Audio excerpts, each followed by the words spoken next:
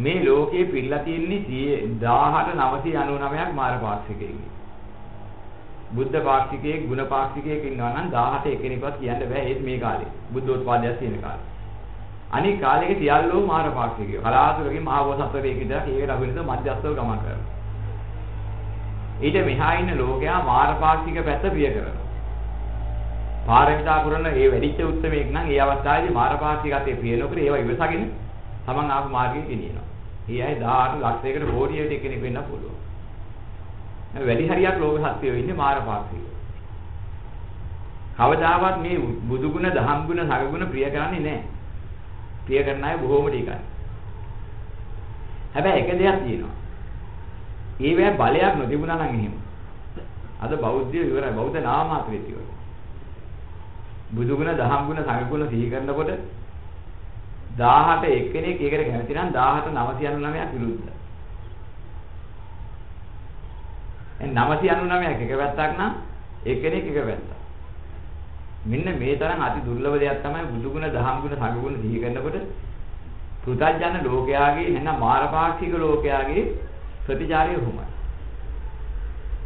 හැබැයි ඔය වෙලාවේදී එක දෙයක් තියෙනවා.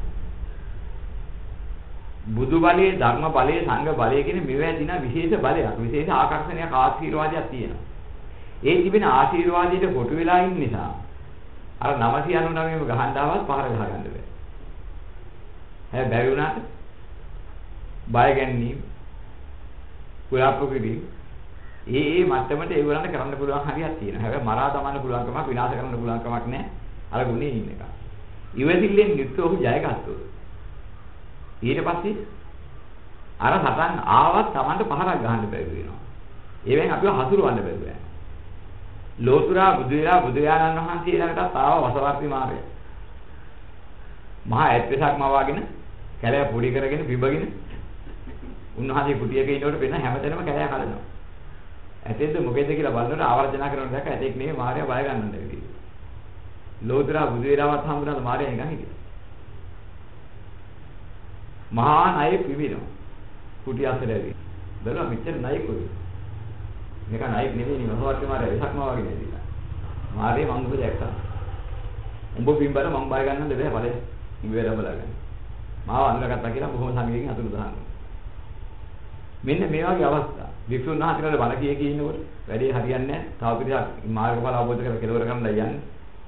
හිත වෙනස් කරන්න ඕනේ කියලා. ගොවියෙක්ගේ විසක්ම වාගෙන වැල්තියකුත් අතින් අරගෙන, කෝටුවකුත් ගෙවිඩකුත් අතින් අරගෙන. ඇයි බෞද්ධ ගෞතමයන් වහන්සේ මගේ හරක් ටික එහෙම කියලා දැක්කද? එයා හොර ප්‍රශ්නයක්. අර මොකද අවධානය යොමු කරන්න කරපු වෙලාව. මාරේ උඹට පුළුවන් කමක් නැහැ. මගේ හෝ මගේ පිරිසගේ හිත වෙනස් කරන්න ඔය වගේ දේවල් කරලා.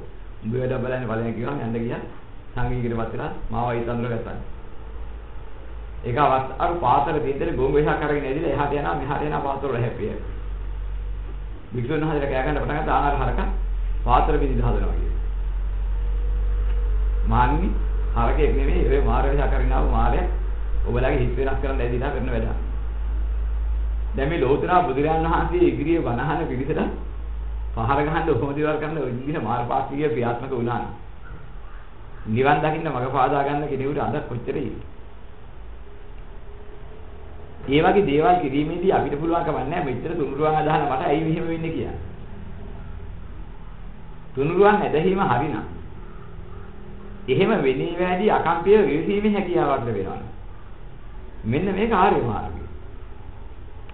ආර්ය මාර්ගය කියන්නේ අපි බුදුන් වැද්දා, දහම් වැද්දා, සම්බු වැද්දා කියලා සියලු ලෝකෙන් අපි රකින්න කෙනෙක් හැදෙන එක නෙමෙයි.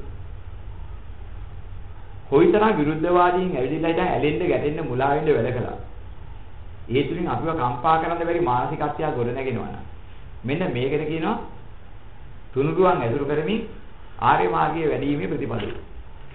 අකම්පිය බව. පුත්තස ලෝක ධම්මේ චිත්තං යසන කම්පති අශෝකං විරජන්තේ මං ඒ තම මංගල මුත්තම මංගල කරනවා.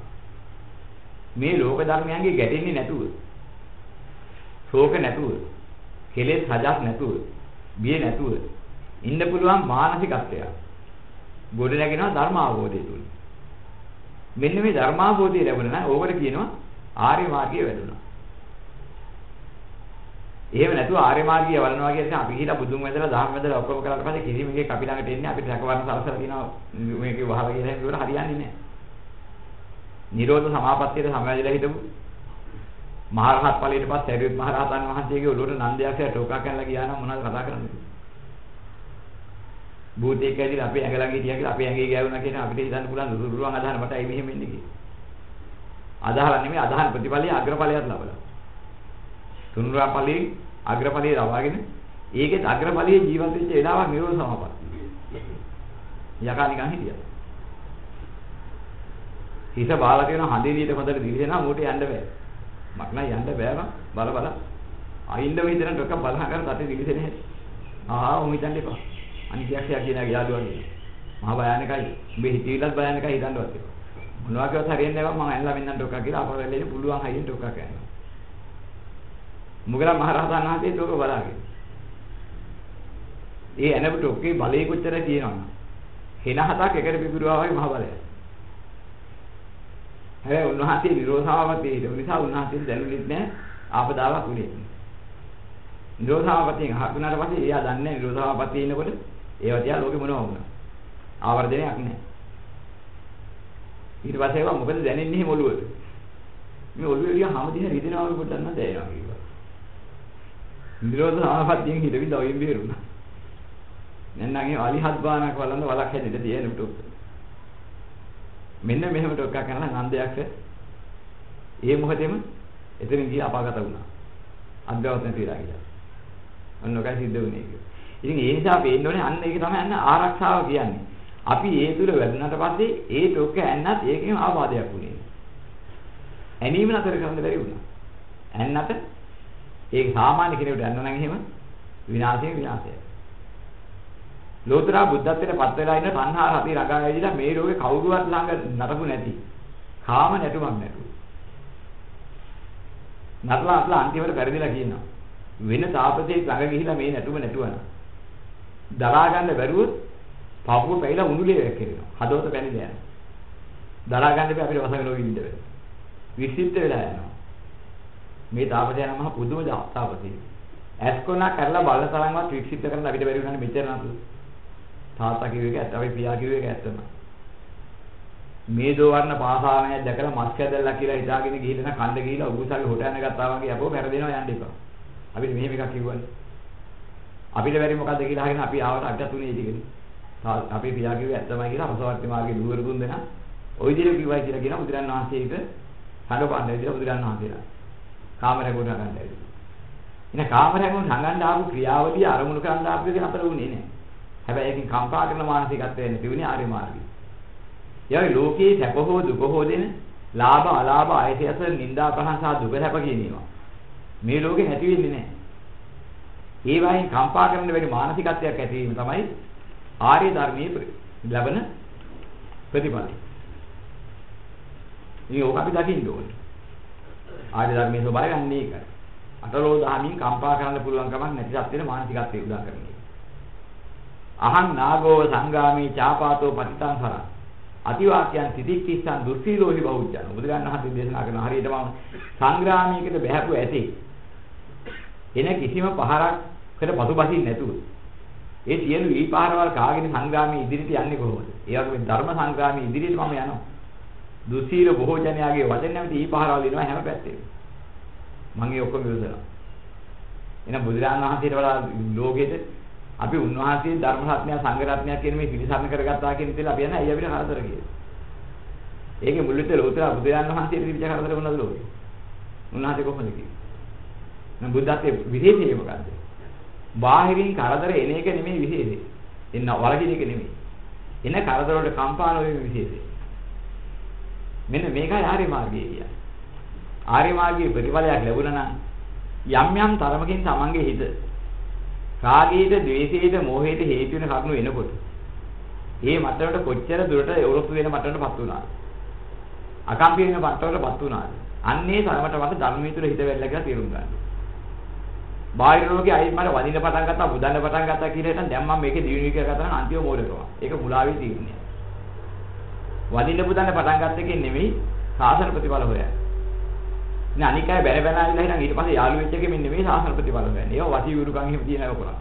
දැන් මේ ලෞකික සාස්ත්‍ර වලින් තියෙන ක්‍රම තියෙනවා ඒ වගේ ඒවා. ඒ වගේ බුද්ධිලා දනගස්සන්න, වන්දවන්න ඒවරක් තියෙනවා යම් කිසි විදියක අක්ෂර ගන්න බෙදලා හදපු ඔය අක්ෂර සාසුලින් හදපු මන්ත්‍ර ගුරුකම්. ඉතින් ඔයගේ ඒවා කරපු අය මහා පඬිතුකමට ඔයා කරලා ඉතින් මහේසාගේ ලීලාව ලෝකෙට පෙන්නලා ඒගොල්ලෝ බල පෙන්නනවා. හැබැයි ආ බුදු බලවත්, ධර්ම බලවත්, සංඝ බලවත් නෙමෙයි. ඒවා ලෞකික ශාස්ත්‍ර බල. එහෙම ඒවා ලෝකේ නැත්තේ නෑ තියෙනවා. හැබැයි ඒවා නිවන් මඟ නෙමෙයි. ඒවා උද්දාම මාර්ගයක් වෙන එකක් නෙවෙයි. ඔය ගැහුවද? ඒක පොරාද බලන්න. දැකද මගේ වලේ? මෙහෙම උද්දාමීටපත් වෙලා හිටන් වික්ෂිප්ත වෙන සසර ගමනේ මුලා කරන මාර්ග විසක්. ඒ වෙලාව ලැබෙන ප්‍රතිඵල කවදාවත් සැනසුම් මාර්ග නෙමෙයි. සැනසුම් මාර්ගයේ බුදුමගේ දැනගන්න නම් අපි දකින්න ඕනේ. ලෝකයේ විවිධයි, ලෝකයේ විසමයි. රාග දේශ මොහ සහිතයි. ඔවුන්ගේ කටයුතු රාග දේශ මොහෙන් පක්ෂයි. රාගක්ෂේත, දේශක්ෂේත, මොහක්ෂේත අහසට පුරව වෙන දුරයි. ඒ බඳු බුද්ධලයා රාග දේශ මොහ සහගත පුතඥයා අහසට පුරව වෙන ඈතයි. අදහස් වලින් පරස්පරයි. විතරාගී, විතදෝෂී, විතමෝහී උත්තමයාගේ අදහස් පවා නිගඩුවට ලක් කරනවා. අපහාසයට ලක් කරනවා. පිළිගන්නේ නැහැ. ඒ බුද්ධලින්ද නින්දා පහත කරනවා. මේක තමයි පුතඥාන මානසිකත්වයන්ගේ හැටි. අන්න ඒ වගේ එනකොට අපිට පුළුවන් නම් ඒ වැඩි උපේක්ෂාභාගත වෙන්න. ඒ වැඩි අකම්පිය වෙන්න පුළුවන්. අන්න අකම්පිය වෙච්ච මට්ටමට ලෝකයේ පිළිබඳ යථාර්ථය වටහාගෙන ලෝකයෙන් ඉවත් වෙලා තියෙනවා. ලෝකෝත්තර භාවයටපත් වෙලා තියෙනවා. එතනිනුයි ඔහු ලෝකෝත්තර නුවණක් ලැබුවාද කියලා දකින්න. නැතු අමුතු දෙයක් ලබාගත්ත සුවේකටපත් වෙලා ඉන්නේ කියන එක සුවේ ලැබෙන්නේ අර අකම්පිය භාවය නිසාමයි. අකම්පිය නොවන කෙනාට රාගයේ, ද්වේෂයේ, මොහේ මත වෙනවා බාහිරින් අරමුණු වෙනකොට. ඒසව රාගයෙන් ගිනි ගන්නවා, ද්වේෂයෙන් ගිනි ගන්නවා, මොහෙන් ගිනි ගන්නවා, ගින්නෙන් දැවෙනවා. ඒ දැවෙන මානසිකත්වය කියන එක සාමාන්‍ය ලෝකයාගේ මානසිකත්වය. රාගයේ, ද්වේෂයේ, මොහේ දෙන අරමුණු වෙනකොට යථාර්ථය අවබෝධ කරගන්න කෙනාට. ඒ තුළ කම්පාවක් නැත්නම් රාගෙ ගිනි, දේශ ගිනි, මොහ ගිනි නිමිලා. රාගය නිසා, මොහේ නිසා, දේශය නිසා, මොහේ නිසා යම් જાතියක් හටගත්තා. ඒ හටගත්ත જાතිය හොල නෑ ඒකේ නිමිලා. ಜಾති දුකක් නෑ. ඒ જાතිය නිසා යම් ජරාවක් හටගන්න තිබුණා නම් જાතිය නැති නිසා ජරා දුකක් නෑ. જાතිය නිසා මරණයක් හටගන්න තිබුණා නම් જાතිය නැති නිසා මරණ දුකක් නෑ. එහෙනම් රාග ගිනි, ද්වේෂ ගිනි, මොහ ගිනි, ಜಾති ගිනි, ජරා ගිනි, මරණ ගිනි. ඒ ටික නැත්නම් ශෝක ගිනි, පරිදේව ගිනි, දුක් ගිනි, දෝමනස ගිනි, උපායාස ගිනි කියන 11 ගින්නක් නිමුවා. මෙන්න යථාබෝධය ලැබෙන ප්‍රතිඵලය නම් 11 ගින්නක නිවීමෙන් නිවන් දැක්කා කියලා කියන්න පුළුවන් නම් යම් කෙනෙකුට ඔහුට කියන්න පුළුවන් මං නිවන් දැකලා තියෙනවා. මොකක් නිසා? රාගයේ හේතුකාරක ලෝකයෙන් එනවා මට රාග ගිනි නෑ. මතුවෙන්න හේතු නෑ. ද්වේෂයේ ගිනි හේතුකාරක ලෝකයෙන් එනවා අරමුණු වෙනවා. ගහලා යනවා, බැනලා යනවා, මූණට කියලා ගහලා යනවා. මට කම්පායනකට ද්වේෂ ගිනි නෑ. මුලාවටපත් කරන, මෝහයටපත් කරන දේවල් මේ ලෝකේ සුන්දර ලෝකයක් මවලා හදලා ලෝකයක් හවස්සන්න හදනවා. ඒ රැවටුමට මට බැඳෙන්න කිසිම හේතුවක් නැහැ. හරියක් නැති කියලා දැකලා ආගින් කළා ඉවරයි. එහෙනම් මට මෝහ ගිනි නෑ. රාග ගිනි, ද්වේෂ ගිනි, මෝහ ගිනි නැති මට. රාග ගිනි, ද්වේෂ ගිනි, මෝහ ගිනි නැති නිසා ඒ හේතුවෙන් හටගන්නා වූ මෙලෝ යම් જાතියක් තිබුණා නම් ඒ જાතිත් මට නෑ. ඒ හේතුවෙන් පරලෝ හටගන්න යම් જાතියේ හේතුකාරකයක් තිබුණා නම් ඒකත් මිදිලා. එහෙනම් මට මෙලෝ හෝ පරලෝ රාග, දේශ, මෝහ නිසා හටගන්න යම් જાතියකින් නැති වෙනවා ඒක මම ළඟ නෑ. ඒකෙන් නෙවෙයි. ඒ જાතියක බැඳුලා නම් හැදුලා නම් જાතිය නිසා හටගන්න ජරාවේ කින්නට ගොදුරු වෙන්න සිද්ධ වෙනවා. જાතිය නැති මට ජරාවකින් නැත්. જાතියකට බැඳුලා නම් ඒ જાතියේ මරණයක්පත් වෙනකොට මරණ ගින්නක් එනවා. ඒකින්වත් මට නෑ. මම જાතිකින් ජරාකින් මරණ ගින්නක් නිවිලා. ඒක ප්‍රියයි මනාපයි කියලා බැඳීම නිසා ඒ කැඩී බිඳී වැඩසිලා යනකොට ශෝක, පරිදේව, දුක්, දොමනස්, උපායාස කියන ගිනි පහක් එනවා. ඒ පහත් මරණ. එහෙනම් 11 ගින්නකින් මේ මට්ටමට මම මිදිච්ච නිසා කියනවා මම මේ මට්ටමට නිවන් දැකලා තියෙනවා. අංග සම්පූර්ණයෙන්ම නිමුණා කියයි. නිවන් දැකීම පූර්ණයි. අරිහතේටපත් වුණා කලේ ඉඳි අද කරලා ඉවරයි. මේ දිහා කරන්න දෙයක් නැහැ. මාව මොළයන්වත් ගිනි ගන්නන්න බෑ. මගේ මනස සිසිල්ුණා. ඊට පස්සේ කොච්චර වැන්ලා ගියත්, ගහලා ගියත්, කපලා ගියත්, කොටලා ගියත්, මරලා ගියත් මරණාසන්න මොහොත කල්පනා කරලා බැලුවා මට හතුරුකම් කළා මේ හතුරාගෙන ප්‍රශ්නයක් හිතේ ඉන්නේ නැත්නම් මම අසර ආවා. අන්න අරිහත් මනස. ඒ මනසට එනකන් දියුණු කර ගන්න ඕනේ. ඒක මුලදී නෑ. ක්‍රමක්‍රමයෙන් අඩු වෙලා යනවා. ආර්ය මාර්ගයේ පත්වෙච්ච දැන් පටන් රහතන් වහන්සේගේ ස්වභාවය මිනිසු මයින්ඩ් පුරුදු වෙලා තියෙනවා. මොකද පුත්තජනය බාහිර ගහන්න බලා ඉන්න නිසා. ආපෝ රහතන් වහන්සේ වගේ ඉන්නේ නා. දැකන්නේ වැඩ පිළි. දැකන්නේ වෙන කොහෙද? දැකන්නේ ගුණ හරප කිව්වේ. කියන්න පුළුවන්. රහතන් වහන්සේ වාගේ ඉන්නනේ රහතන් වහන්සේ නම් එහෙම තමයි. ඒකත් ඇල්ලයි. ඊට මෙහා ඉන්න ඒ මට්ටමේ නෑ. හැබැයි සාගයෙන් දේශයෙන් මොයින් සතර පාගත වීම දෙන මානසිකත්වයේ දූෂිතාවයක් ඇති සෝවාන් ඵලයෙන් ඒ ටික ඉවරයි. සියලු රාග දේශ මොහ ඉවරලා නැහැ සෝවාන් වුණා කියලා. කාම ලෝකේ බැඳීමට රැඳීමට කාම ලෝකේ පහත් තැන් වල කාම උප්පත්තිය අවන්තසිය හේතු වෙන යම් කිසි හරියක් තිබුණා නම් සකෘදාගාමී ඵලයෙන් ඒ මට්ටමේ මානසිකත්වය ඉවරයි. කාම ලෝකේ උප්පත්තිය ලබා දෙන්න හේතු වෙන මතු උපතක් ලබා දෙන්න හේතු වෙන මානසිකත්වය අනාගාමී ඵලයෙන් ඉවරයි. හැබැයි තවත් රූප රාග අරූප රාග මාන උද්දච්ච අවිද්‍යාව කියලා පහක් ඉතුරුයි. අනිකායක මට්ටමට නෙමෙයි බොහොම තේසියක් තියෙනවා ඒක. ඉවරනේ. ඒකත් ඉවර කරලා තමයි මාන උද්දච්ච ඔක්කොම ඉවරනවා තමයි කැළඹීමක් නැති. වික්ෂිප්තතාවයක් නැති. මොනවා කරලා ගියා තරහකින් නැති. මේ මානසිකත්වයෙන් අධිහත්තරපත් වෙන්න ඕනේ. මේ ලෝකයා දහම් දකින්න නැතුව පුද්ගල විවේචනය කරන් ගියොත් බුදුරජාණන් වහන්සේ දේශනා කරන පුද්ගල විවේචනය කරනවා නම් මා හෝ මා වැන්නේ කොහොමද? මා වැන්නේ කියන තාත් බුදුරජාණන් වහන්සේ නම. බුදුන් හා සම කෙනෙක් නැති නිසා. මා හෝ මෑවන්නේ කැරෙන්න කෙනෙක් විවේචනය කරන්න එපා කිව්වා. මොකද පුද්ගල විවේචනයේ සුදුසුකම් නැහැ. පුද්ගල මානසිකත්වයන්ගේ ස්වභාවය තෝරගන්න සාමාන්‍ය ශ්‍රාවකයෙකුට බෑ අරිහත්ත්වයටපත් වෙන්න. අරිහතුන් වහන්සේවත් පුද්ගල විවේචනය කරන්නේ. මොකද හේතුව ඒක සර්වඥ ගෝචර දහම. ඉතින් බුදුරජාණන් වහන්සේ මේ දේශනා කළා යමෙක් විවේචනය කරනවා නම් ඒ මා හෝ මා වෙන්නේ කී අන්නේ කිසිම කෙනෙක් කරන්න බෑ කරන්න යන්න එපා.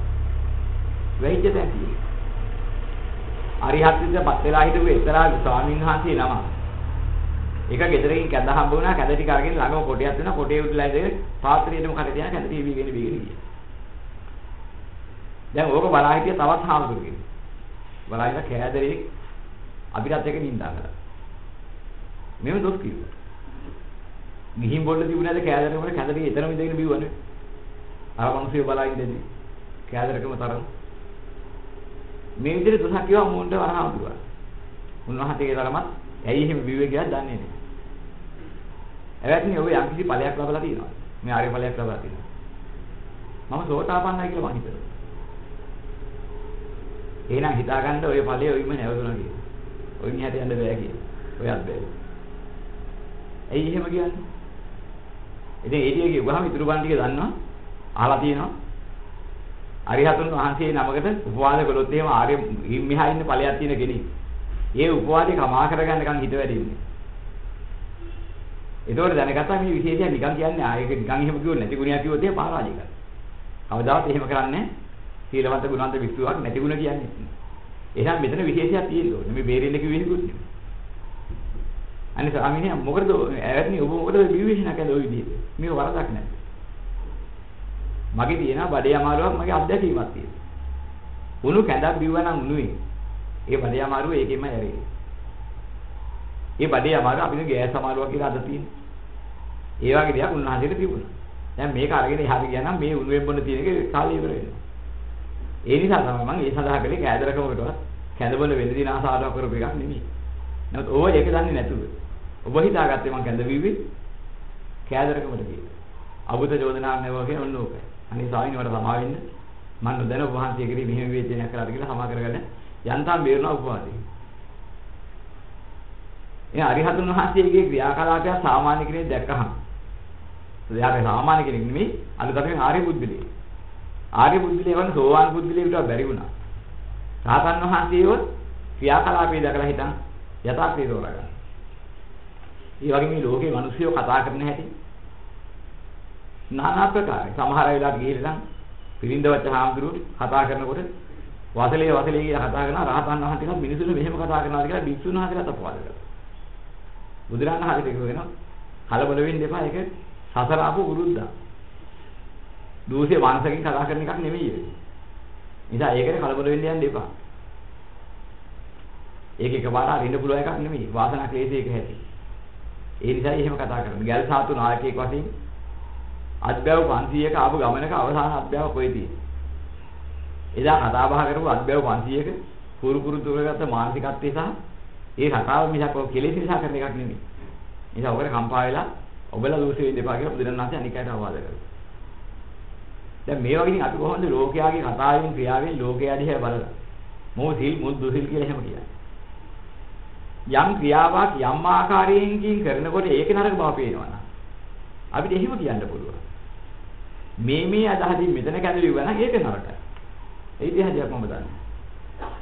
කෑදර අදහසකින් කොටේ උඩලා ඉඳගෙන කැඳ බිව නම් ඒ හාමුදුරුවෝ කවුරු හරි. ඒ කාරණේ ගැලපෙන්නේ නැති එක. පුද්ගල එළවෙන්නේ නැහැ. පුද්ගල විචිනයක් දෙන්නේ. ඒ අහෝ කවුරු හෝ. මේ බඳු වෙලා කෑදරකමට කරනවා නම් ඒක ගැලපෙන්නේ නැහැ. දහම දැනගෙන දහමට අනුව පිළිතුරක් දුන්නා. ඒක පුද්ගලයාට එල්ල කරලා ඉතින් උඹත් එහෙමයි කියලා කියන අපිටයි කියන්නේ. හැකියාවක්. ඉන්ද්‍රිය පරෝපරියන්ත ඥානෙ, ආසේ අනුසය ඥානෙ, මේ ආදී වශයෙන් මහා ඥාන ඇති. අනික් කෙනෙකුට සම කරන්න බැරි ඒ නුවණැති බුදු පියාණන් වහන්සේමයි දකින්නේ. මේ පුද්ගලයාගේ ශ්‍රද්ධා ඉන්ද්‍රිය මෙච්චරයි, වීර්ය ඉන්ද්‍රිය මෙච්චරයි, සති ඉන්ද්‍රිය මෙච්චරයි, සමාධි ඉන්ද්‍රිය මෙච්චරයි, ප්‍රඥා ඉන්ද්‍රිය මෙච්චරයි.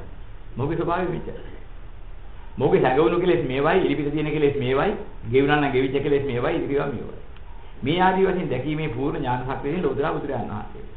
එයා උන්වහන්සේ කරන්නා වූ විවේචනේ අනික් කෙනෙකුට බැරි නිසා තමයි කිව්ව මා හෝ මාවැන්නේ හැර පුද්ගලෙක් විවේචනය කරන්න එපා. පුද්ගල විවේචනය කරන්න එපා. නරක දේ නරකයි කියන්නේ. ඒක ධර්මානුකූලයි. හොඳ දේ හොඳයි. ධර්මානුකූලයි. යම් කෙනෙක් මට බයිනවා දැක්කොත් ඔබලා ඒ පුද්ගලයා විවේචනය කරන්න එපා. මේ ආකාරයෙන් මේක අභූත චෝදනාවක්. වෙන්න බැරි දෙයක්. එහෙම විතර හිතා ගන්න. මගේ ಗುಣ කියනවා දැක්කොත් ඒකෙදී ඔහු කෙරෙහි පැහැදිලිව උද්දාම වෙන්නත් එපා. මේක සත්‍ය ආකාරයෙන් උන්වහන්සේගේ තියෙන ගුණයක් හැටියට කියනවා. ඒ සීමාවේ නවතියි. හොඳ කියනවා කියලා උද්දාම වෙන කෙනෙක් ඉන්නවා නම් මට නරක කියනවා කියලා ඒකට ගැටෙන සම්මුඛයේ කියන කෙනෙක් ඉන්නවා. ඔහු මගේ ශ්‍රාවකත්වයට ගන්න බෑ. ශ්‍රාවකත්වයෙන් පිටවෙලා කරන්න කියලා දේශනා කළා. දීගණිකාය හොඳට විග්‍රහ කරලා තියෙනවා සූත්‍රයක.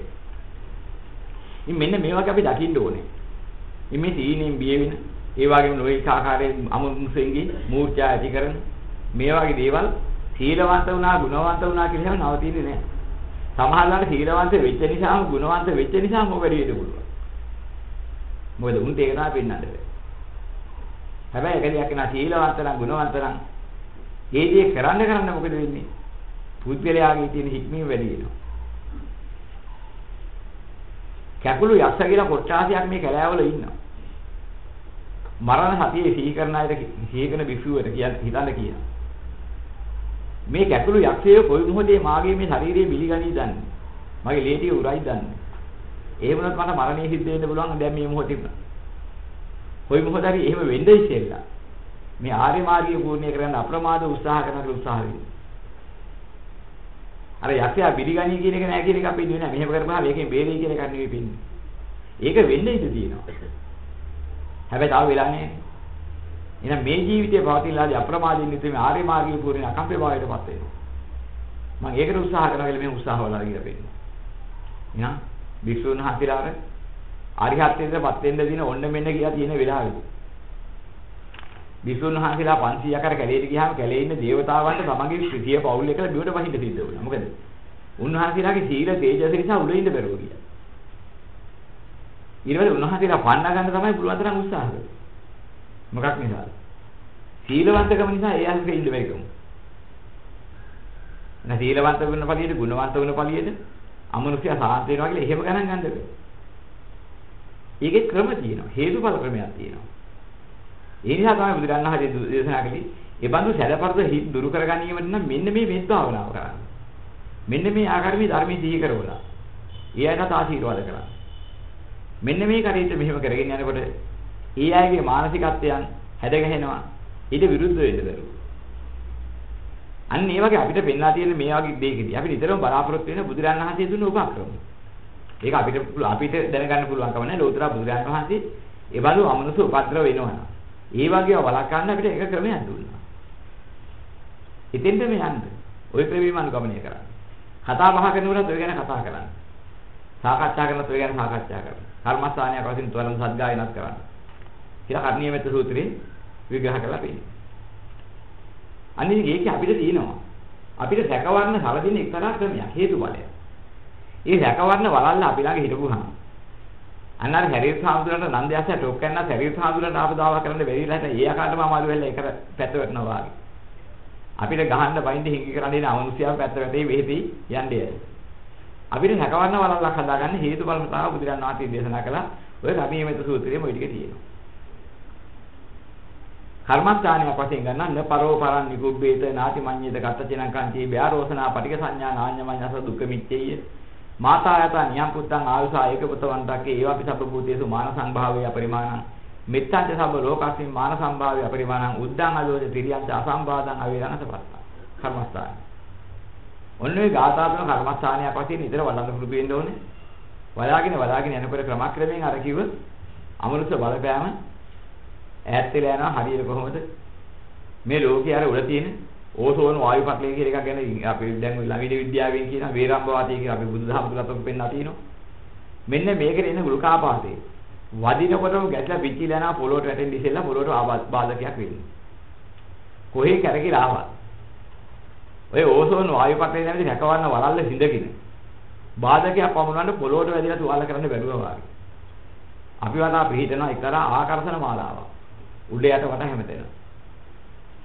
බාධා පමුණවන්න බැරි වෙන අසම්බාධං සම්බාධයක් පමුණවන්න බෑ. අවේරං වෛරයක් කරගෙන පහරක් ගහන්න බෑ. අසපත්තං සාපයක් කරන්න බෑ. ඒවෙන් වේලා කියන හැකවන්නේ. මෙන්න බුදුරජාණන් වහන්සේ අපිට දීලා තිනවා ඔය වගේලාට කරගන්න හැකවන්නේ. ඔය ගාථා තුන අරගෙන අන්න පරෝ පරන් නිකුප්පේ. අපිට ලැබෙන අදහස දැන් කෙනෙකුට කෙනෙක් නොකටුකම් නොකරවා. නේද? අවමාන නොකරවා කියලා කියනවා. කුබ්බැහිකම් කියන වචනයක් අපේ සිංහල භාෂාවේ හොදට එනවා කුබ්බේත කියනවා. නිකුබ්බේත කියන. කුබ්බැහිකම් කරන්න එපා. එකෙක් අනිකෙකුට එකිනෙකාට කුබ්බැහිකම් නොකරවා. දැන් කුබ්බැහිකම් කියන්නේ අපේ භාෂාවේ හොදට ගන්න. මොනවද කුබ්බැහිකම්? වැඩ කර නැති බුද්ධලියෙකුට නීච කරන්නේ නිඳා කරන ඒ වගේම කෙනෙක් අමාරු විදාලා හිනහ වෙන කෙනෙකුට පාඩු කරන මේ වගේ දේවල් කරනවනේ. ඕවට කියනවා කුබ්බැහිකම් කරනවා. ඔය කුබ්බැහිකම් කරන්න එපා. අපි කතාවට කියන්නේ කුබ්බැහිකම්. ඕවා තමයි අමනුෂ්‍ය ලෝකේ ඉන්න පිළිස් වැඩි හරියක් කරන්නේ. භූත, ප්‍රේත, පිසාච කොට්ටාස වල ඉඳලා බය ගන්නලා, නිද හදලා, මොනේ කරදර ඇති කරලා, ඒකට ගෝචරලා දුක් විඳිනවන සන්තෝෂ වෙනවා. මේ අමනුෂ්‍ය ගති ලක්ෂණය. උන්ගේ ගති ලක්ෂණේ අතර උන් දුක් විඳිනවා ඒ පහර කාගෙන දැවි උන් ඒත් ඔක අත්හරින්නේ. ඒකම කරනවා. ඒක තමයි උන්ගේ හැටි. දැන් මෙතනින් පෙන්නන්නේ එකිනෙකාට කුබ්බැහිකම් නොකරවා. මේ එක්තරා විදිහේ සමාජයේ මෙත්සිතකින් යුක්තව ලෝකයට පෙන්න කන්නාටි මඤ්ඤේත කත්තචිනාකාරයි. මේ එකිනෙකාට නොකටයුතු ගන්න නොකරවා. ව්‍යා රෝසනා මේ රොස් බව මුල් කරගෙන. පටික සංඥා. මේ සැඩ ගති ලක්ෂණ සැඩ අදහස් මුල් කරගෙන. නාඤ්ඤ මඤ්ඤාස දුක මේ අනික එකිනෙකාට දුක් නොකමැත්තෝ වේත්වා. මාතා යතා නියම් පුතන් දෙපැත්තට තියෙන අදහස් දෙක. එකක් පරමාර්ථ අදහසක්, එකක් ලෞකික අදහසක්. මව් කෙනෙක් තමාගේ එකම පුතා ජීවිතේ දෙවෙනිකට ආරක්ෂා කරනවා කියන එක ලෞකික අදහස. අමා මෑණියන් වහන්සේ නැමැති මව් යථාර්ථවත් එකම පුතා නැමැති අරිහතුන් වහන්සේ ලෝ පහල කරන්නේ. දිවාරය නුඹලා විහිදින්නේ කොහොමද? අන්න ඒ වගේ උඹලත් මේ එකිනෙකා කෙරෙහි මෙන්න මේ මාන සම්භාවයේ පතුරෝපල. මෙන්න මේ ශාන්තිය පතුරෝපල බුදුරන් වහන්සේ නැමැති මව් ආධාරිත කරගෙන මේ පරමාර්ථ වෙන්නේ. මව් කෙනෙක් තමන්ගේ එකම දරුවා ආරක්ෂා කරන්නේ කොච්චර ආදරයකින් බලාපොරොත්තුවකින්. නියපිටින් පාරක් ගහන තරම් දෙයක් කරන්න කැමති නැතුව. දරුවාට කරදරයක් කරන හිංගින් කැමති නැතුව. මව් කෙනෙක්ගේ සෙනෙහස පිහිටන් දරුවා කෙරේ කොහොමද? ඒක උපමා කරගෙන වෙලා හිටන් එකිනෙකාට ඒ යහගුණේ වැඩපල්ලා කියන ලෞකික අදහසත් ඒක තියෙනවා. ඒ අදහස් දෙකම තේරුම් ගන්න ඕනේ. ওই අදහස් දෙකේම ප්‍රතිඵල එනවා. මාතා යත නියම් පුත්තං ආයසා ඒකබතමන්තකේ ඒවාපි සම්භූතේසු මාන සම්භාව්‍ය අපරිමාණ කියන මේ ටික කියනවා. මෙත්තංච සබ්බ ලෝකස්මින් මාන සම්භාව්‍ය අපරිමාණ. මේ මෙන්න මේ කියන යහපත මේ සාන්තිය මටත් ලෝකේට පැතිරිලා අප්‍රමාණව මේ මාන සම්භාව්‍ය පිටාව. මානසං කියන මට්ටම කියන්නේ හදයන් කියන මට්ටමට ආපු නැති හිතවත් කරන බැඳිච්ච නැති ලෝක සත්‍යයට යහපත බලාපොරොත්තු වෙන චිත්ත ස්වභාවය. උද්දාං අදෝච තිරියංච උඩයට සහ වට අසම්බාධ බාධකයක් එන්න එපා. අවේරං වෛරයක් ඇති වෙන්න එපා. අසපත්තං සාපය පහළ වෙන්න එපා. මටයි ලෝකයයි කාලක් කියලා කියන්නේ. මෙන්න මේ මෙත්හිත අප්‍රමාණ ලෝකයට පතුරවන අප්‍රමාණ මෙත්හිතක් නිසා මේ හිත පතුරවාගෙන මේ කර්මස්ථානයේ වන්නකොට ලෝකේ වටා ඕසෝන වායු කට්ලිය පිහිටියා වගේ අපේ කය වටා පිහිටනා කිරණ වලල්ල. මෙන්න මේ කිරණ වලල්ල ලේසි එකක් නෙමෙයි මේක කාම ලෝකයේ ඉන්න කිසිම జగතෙකුට මේක බලන්න බෑ. මේක බිඳගෙන ඉන්න බෑ. මෙන්න මේක අදි බලවත් වුණොත් දාන්න. නාසි අග්ගින්වා විසංවා සත්සංවා කම. ගින්නකින් විසකින් කැත් පහරකින් උහුට පහරක් ගහන්න බෑ. භෞතික ලෝකයේ තියෙන ආයුධකින් කරලා වැඩක් නෑ. ඒක අතහරින්න තියෙනවා. ඒ තරම් ගණීභාවනයේ කිරණ වලල්ලක් හැදෙන ඇඟවල. විසක් දුන්නොත් විස ජීර්ණ වෙන්නේ ඇඟට. මොහොතකින් ජීර්ණ නොකරම පිට කරලා දාන්න. විස ඇතුල් වෙන්නේ. ගින්නකින් පුච්චන්න හැදුවෝ ගින්න ලං වෙන්නේ. මේ ආකර්ෂණ ඉච්ඡර බලවත් මේ ඵලයේ වැඩුණාම මෙත්තා කරුණා මුදිතා උපේක්ෂා කියන හතර ගුණිය වැඩුණාට පස්සේ ලැබෙන ඉහළ ඵලයේ ලක්ෂණ තමයි ඒ කියන්නේ පූර්ණ වශයෙන් ලැබෙන්නේ. ඉතින් මෙන්න මේ ආකර්ෂණ බලයක් පිළිදෙන හැකවන වලල්ලක් තියෙනවා. මේක නැති කරන්න කිසිම යంత్ర මන්ත්‍ර ගුරුකමකට බෑ. අනවින පොඩි වින හදි හොනියන් 1000ක් කරත් වැඩක් නෑ. ඒවා කොහොම ලෞකිකයි කාම ලෝකේ සතු. කාම ලෝකේ තිබෙන්නා වූ කිසිම ගැහැටකින් ඒ ජීවන හැකවන්නේ නැති කරන්න බලයක් නෑ. ඒක අප්‍රමාණ බලයක්. ඊටාවි යන්ත්‍රයක් දාගෙන හරිය දාගෙන හැක ඉන්නවට වැඩි. උදේට දවල් රාත්‍රියේ ලැබෙන වෙලාවක ওই ගාථාතුල කර්මස්ථානයක් වශයෙන් වල්ලවල්ල පුරුදු කරගත්තොත් ඒ ලබන හැකවන්නේ ඒ වෙන මහා යන්ත්‍රේ මේ සසර ගමනේ අවසානයේ නිකම් ඉවර වෙන්නේ. මෙතනින් මැරලා යන්ත්‍රයක උපතක් ගියා නම් ඒ උපතේ ඉතින් අතේ රැකවන්න වලල්ලත් යන හැදෙනවා. එතනත් ඒක තියෙනවා. එහෙනම් කිල්ලට අහු වෙන්නේ නැති නිවන් දකින්න තුරු දින යන්ත්‍රයක් දා ගන්න ඕන නම් කෙනෙකුට නොපෙන්නේ යන්ත්‍රයක් ඔය ගාථා තුන උදී දවල් හවස භාවිතා කරන්න ඕනේ. දවල්ට පැය හරි කවන්නේ පුළුවන් වෙලාව. ඔය යන්ත්‍රය වැරදගත්තට පස්සේ ආයි යන්ත්‍ර මන්ත්‍ර ඕනේ නැහැ. බලිතොයි ඕනෙත් නැහැ. යක්ෂේ ආරසාව නැත්නම් ඕනෙත් නැහැ. ඔය ආරසාව නිවනට මඟපාදමින් කෙලවර කරනකන් ආරසාවක් වෙනවා. මේ ගාථා තුන මතක තියාගන්න පිළිපොතේ දිනනවා. ඒ වගේම කර්ණීමත් සූත්‍රයේ තියෙන ගාථා තුන ඔය කර්මස්ථානයක් වශයෙන් වලාගෙන ගිහිලා බලන්න ප්‍රතිඵල. හරියට කරගෙන යනකොට ප්‍රතිඵල ලැබෙනවා.